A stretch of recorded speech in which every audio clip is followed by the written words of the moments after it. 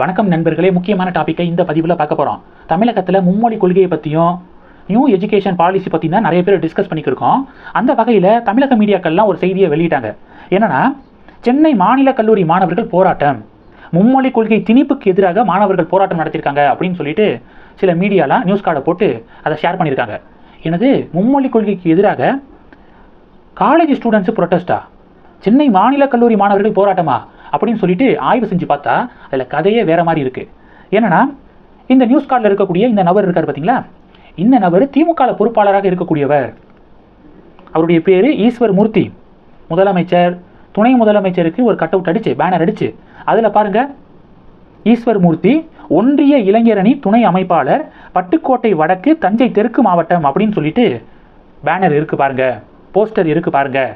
அப்போ இவர் திமுகவுடைய இளைஞரணியில் இருக்கக்கூடிய ஒரு பொறுப்பாளர். இவர் காலேஜ் பார்த்தீங்க அப்படின்னா சென்னை மாநில கல்லூரியில் படிக்கக்கூடிய ஒரு ஸ்டூடெண்டாக இருக்கலாம். மாணவர்களுடைய போராட்டம் மாதிரி மீடியாக்கள் ஒரு பிம்பத்தை கட்டமைக்க பார்க்குறாங்க. திமுக ஏற்பாடு செஞ்ச போராட்டம், இதுதான் உண்மை அப்படின்னு சொல்லிட்டு பாஜக கவுண்டர் கொடுக்குறாங்க. இது டாக் ஆஃப் த டவுனாக மாறி இருக்கு. ரெண்டாவது விஷயம் என்ன அப்படின்னா, துணை முதலமைச்சர் உதயநிதி ஸ்டாலின் அவர்கள் பேசின ஒரு விஷயம் பேசு பொருளாக மாறி இருக்கு. என்னன்னா, 100 இல்லை 1000கணக்கானோர் தமிழுக்காக உயிரை விடவும் தயாராக இருக்கும், உரிமைகளை காக்க உயிரை விடவும் தயார் அப்படின்னு சொல்லிட்டு உதயநிதி ஸ்டாலின் அவர்கள் பேசினார். பாஜக என்ன கவுண்டர் கொடுத்தாங்கன்னா, இது மாதிரி ஆக்ரோஷமாக பேசக்கூடிய தலைவர்கள் பேசக்கூடிய பேச்சை கேட்டு தொண்டர்கள் அவசரப்பட்டாதீங்க, தலைவர்கள் இப்படி பேசிட்டு அடுத்து அவங்க ஏசி காரில் போயிடுவாங்க, அடுத்தடுத்து நடக்கக்கூடிய தேர்தலில் அவங்க போட்டிட்டு தலைவர்களாகவே இருப்பாங்க.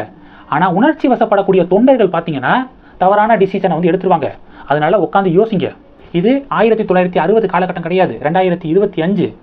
நீங்கள் அண்ணாமலை சொன்ன ஒரு கான்செப்டை புரிஞ்சுக்கோங்க. இங்கே யாரும் ஹிந்தியை திணிக்கலை, தமிழுக்கு பாதிப்பும் இல்லை. காங்கிரஸ் இப்போ திமுகவோட கூட்டணியில் இருக்காங்களே, அந்த காங்கிரஸ் கொண்டு வந்த 2 கல்விக் கொள்கையில் தான் ஹிந்தி கட்டாயமாக 3rd லாங்குவேஜாக படிக்கணும் அப்படின்னு சொல்லப்பட்டுச்சு. அதை எதிர்த்து தான் திமுக ஹிந்தி எதிர்ப்பு போராட்டத்தை நடத்துனுச்சு 2 கட்டங்களாக. 1960s ஒன்று, 1980s ஒன்று, 2 கட்டங்களாக நடத்துனுச்சு. ஆனால் இப்போ மோடி கொண்டு வந்திருக்கக்கூடிய புதிய கல்விக் கொள்கையில் பார்த்தீங்கன்னா ஹிந்தி கட்டாயமாக படிக்கணும் அப்படின்னு எந்த இடத்துலையும் இல்லை. 3வது மொழி படிக்கலாம், அந்த 3வது மொழி மாணவர்கள் விரும்பக்கூடிய மொழியாக இருக்கலாம், எனி இந்தியன் லாங்குவேஜாக இருக்கலாம், இல்லை ஃபாரின் லாங்குவேஜாக இருக்கலாம், மாணவர்கள் விரும்பக்கூடிய மொழியை படிக்கலாம் அப்படின்னு ஒரு வாய்ப்பு வழங்கப்பட்டிருக்கு. அதனால இது மாதிரி தமிழுக்கு பாதிப்பு, தமிழ் தமிழ் அப்படின்னு சொல்லிட்டு பேசக்கூடிய தலைவர்களுடைய பேச்சை கொஞ்சம் ஓரமாக தள்ளி வச்சுட்டு உட்காந்து யோசிச்சாலே உங்களுக்கு புரியும் அப்படின்னு சொல்லிட்டு பாஜக கருத்து தெரிவிக்கிறாங்க. இதில் மிக முக்கியமாக பார்த்தீங்கன்னா, உதயநிதி ஸ்டாலின் அவர்கள் இன்னொரு மொழிப்போரை தமிழ்நாடு சந்திக்கவும் தயங்காது அப்படி இப்படின்னு சொல்லிட்டு பேசியிருக்காரு. பாஜக என்ன தெரியுமா கவுண்டர் கொடுக்குறாங்க, உதயநிதி ஸ்டாலின் அவர்களுடைய சமீபத்திய பேச்சுகள் எல்லாத்தையும் பார்த்தீங்கன்னா, இப்போ நீட் தேர்வுக்கு எதிராக அவர் போராட்டம் நடத்துறாரு அப்படின்னா பொதுமக்களை தூண்டி விடுற மாதிரி பேசுவார். பொதுமக்கள் போராட்டத்தில் களமிறங்குங்க, மக்கள் போராட்டமாக இது மாறணும், மாறுனுச்சுன்னா நீட் விலக்கு சாத்தியம் அப்படின்னு சொல்லிட்டு பொதுமக்களை தூண்டி விடுறது. இப்போ பாருங்க, இன்னொரு மொழி போற தமிழ்நாடு சந்திக்க தயங்காது அப்படின்னு பொதுமக்களை தூண்டி விடுறது. இது மாதிரி பொதுமக்கள் உள்ள வரணும் அப்படின்னு நினைக்கிறாங்க. ஆனால் பொதுமக்கள் யோசிக்க ஆரம்பிச்சிட்டாங்க. மக்கள் எப்படி போராட்டத்துக்கு வருவாங்க? முன்னாடி 2 கல்விக் கொள்கையில் ஹிந்தி கட்டாயமாக படிக்கணும் அப்படின்னு சொன்னதுனால மக்கள் வந்தாங்க. ஆனால் இப்போ பாருங்க, அப்படி எதுவுமே சொல்லலை சென்ட்ரல் கவர்மெண்ட். அப்படி இருக்கும்போது எப்படி பொதுமக்கள் திமுகவுடைய விருப்பத்துக்காக போராட்டத்துக்கு வருவாங்க அப்படிங்கிறதான் பெரிய வியப்பாக இருக்குது அப்படின்னு பாஜக சொல்கிறாங்க. நீட் தேர்வு விவகாரத்துலையும் அப்படிதான், நீட்டுக்கு எதிராக மக்கள் போராடணும் அப்படின்னு உதயநிதி சொல்லிக்கிட்டே இருக்காரு.